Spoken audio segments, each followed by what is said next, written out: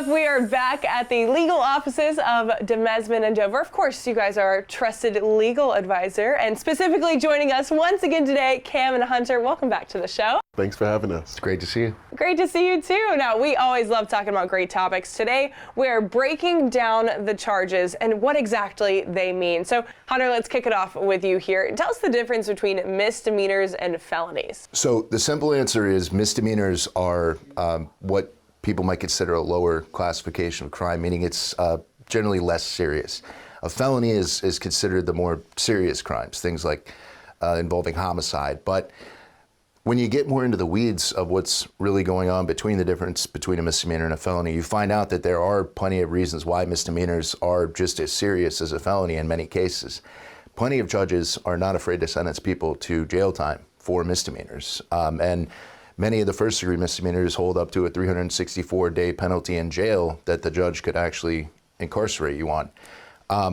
Jumping up to the felony level, those can range from completely different levels of sentencing seriousness, and they range in a very wide range of crimes as well, as far as even possessing something like a fake ID could be charged as a felony. So while it does seem like they're maybe not as serious if it's a misdemeanor, more serious if it's a felony, it can really range in a vast number of ways, and it's important to hire an attorney that can help you navigate whatever crime you're charged with. Yeah, and clearly an important topic to discuss today in this segment that we're doing. And so diving deeper into this, I mean, Cam, what exactly constitutes a violent crime? So any crime that does any impact to a person and their body.